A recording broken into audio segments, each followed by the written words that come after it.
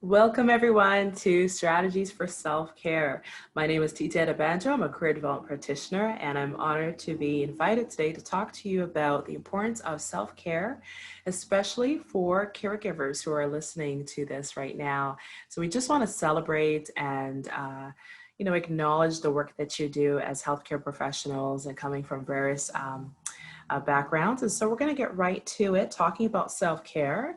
And so grab yourself a pen and a paper and prepare to look at introduction, self-care, what it is, what we mean by that, self-care benefits, the positive impacts, self-care blocks, and negative impacts. We're also going to talk about strategies and ways to care for ourselves by brainstorming some ideas, and then we'll conclude. So first, I think it's important to note that the helping profession, such as those in healthcare, can be very rewarding. However, research reveals the effects of those caring for others while often neglecting their own needs is quite significant. It could mean higher risk of health issues if left unattended, and that's an important point, is to note that it's an if. The combination of loss of patients, family, or friends, prolonged stress, and the physical demands of caregiving can increase the risk for significant health problems. But despite these risks, caregivers, healthcare professionals are often less likely than other professions to practice self-care. Now, if you relate to any of this message is for you. So let's first take a look at what we mean by self-care. It is an intentional act to care for our mental, emotional, spiritual, intellectual, and physical health. It is not meant to be forced, not meant to be labor intensive. Rather, it's meant to be something you choose, something that's enjoyable, and it can look differently for each person. Something we do that cares for our entire being in a way that refreshes us. Sometimes it helps to understand the benefits of a thing. So when we look at even just this visual here, we see that right off the bat, we see rest, we see individual control, deliberate well-being, self-care, sleep, rest, and all of that, mental, improved mood. And so here are some other points here. With self-care, not only do you benefit, but the person you care for benefits too. That's right. The person you care for also benefits. It also is a benefit to your mental, emotional, spiritual, intellectual, and your physical health. It's been known to reduce psychological tension. The act of self-care can help you feel more healthy. And with that comes an increased sense of accomplishment. Here's a quick tip. Goals are generally too big to work all at once at one big time. So I want to encourage you to work with that smaller goals. We are more likely to reach a goal if we break it down into smaller action steps. Here's a quote. Good self-care is key to improved mood and reduced anxiety. It's also key to a good relationship with oneself and others. You can find this at thepsychcentral.com. There's a blog there. It's a good read. Another tip for you, ask for help. Yes, I know that's difficult to do sometimes. Getting help with caregiving tasks such as bathing or preparing meals, if that's part of the activities that you do as a caregiver in the healthcare profession. The positive impact of this is it cares only for you, but also cares for others while you're caring for your team supporting each other. Now here are some blocks and blockages. Now this is not meant to be exhaustive in any way, but you may relate to some that are on this list.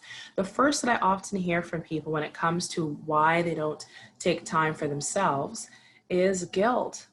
Yes, guilt often gets in the way, as well as feeling selfish, a belief that they don't deserve it or that there's too much to do and that they need to tend to everyone and everything else before themselves. They may feel that they are alone, that no one else can do this task, and if they don't do it, then it won't get done. Another block is trouble asking for help. Another block could be lack of boundaries or difficulty saying no. Another block could be a false martyrdom. Martyrs do truly exist for those who give of themselves for their faith and for their belief and without having a choice, or to save another person. However, false martyrdom is when someone believes that they have to sacrifice their own needs in place of another, which often leads to feeling resentful. There's also lack of sleep is known to be a block. Hunger, missing meals. I know a lot of times you can get really into a role and forget to eat or feel like you don't have time to eat because you really want to get that task done. That could often be a block. Another block is perhaps one is eating, but they're not able to eat well or healthy. Low energy is also a common factor. Now, if you relate to any of this, take note, or perhaps there's others that are not on this list that you relate to. Here are some strategies that you may want to consider for overcoming self-care blockers. One is to reframe. Begin reframing negative thoughts or irrational thought patterns. You want to be able to change negative thoughts to positive, reframing irrational thinking to a more rational way of thinking. An example could be if you're struggling with guilt, perhaps you're saying to yourself that you don't deserve to take time for yourself, that others would be disappointed. A way to reframe that is to literally interrupt that thought and to say, no, that's not true. In fact, others benefit when I take care of myself.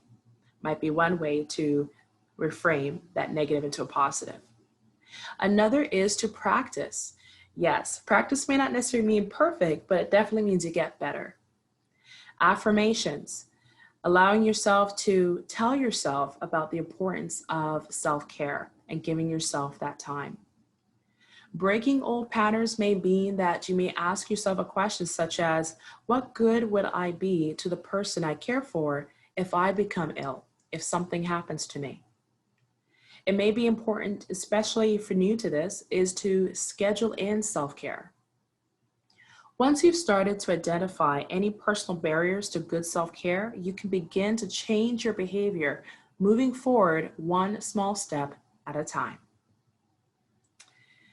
Now, here's the important piece that we need to look at when we don't address those barriers or those blocks to self-care. Here are some negative impacts. It can worsen anxiety. So if you're one that struggles with anxiety, it can worsen that or worsen depression. Negative thoughts tend to get stronger over time. And we begin to build a habit. Forgetfulness may be another factor. Stress being increased. High blood pressure seems to be a common one too as well in other health issues in terms of not taking time to care for ourselves. Increased risk of depression, chronic illness, and a possible decline in quality of life. Another factor is that despite these risks, family caregivers of any age or anyone in the healthcare profession are less likely than non-caregivers to practice preventative healthcare and self-care behavior.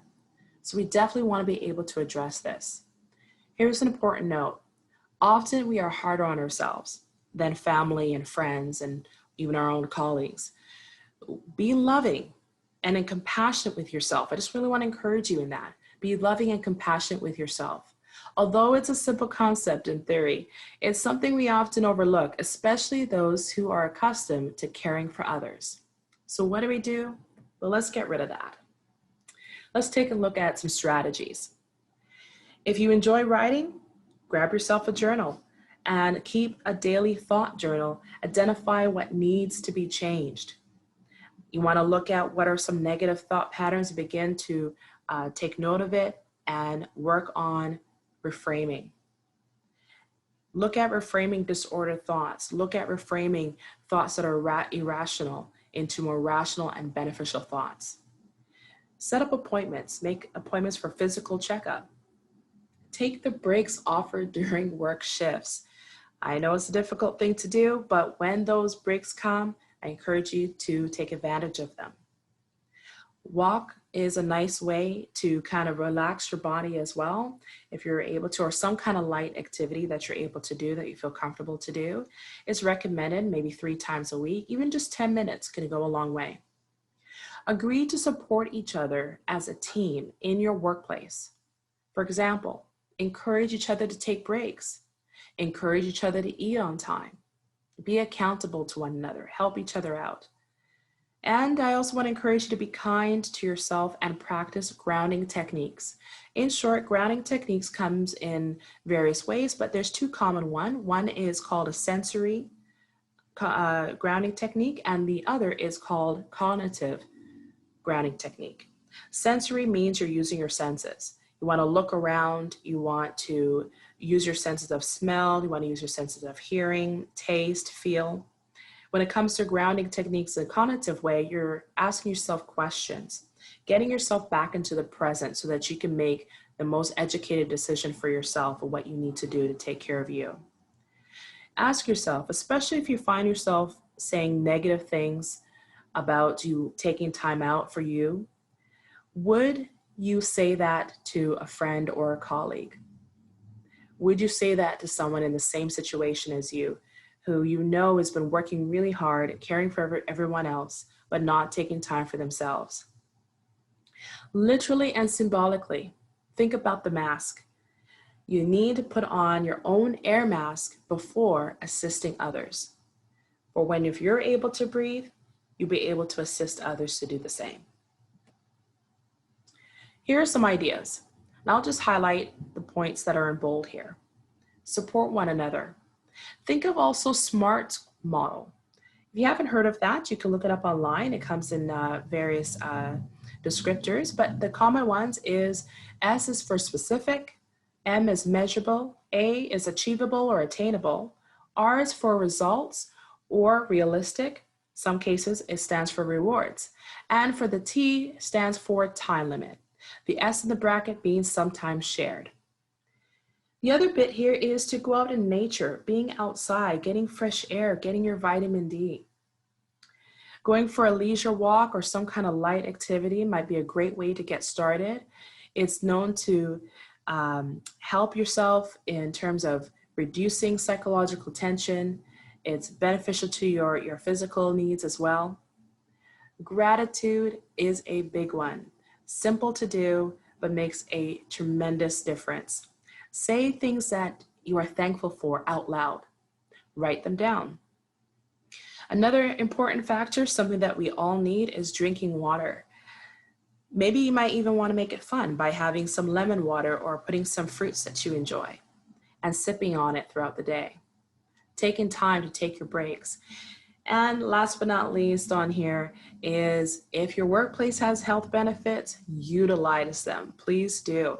Take a mental health day, treat yourself to a massage, physiotherapy, do your checkups for maintenance care.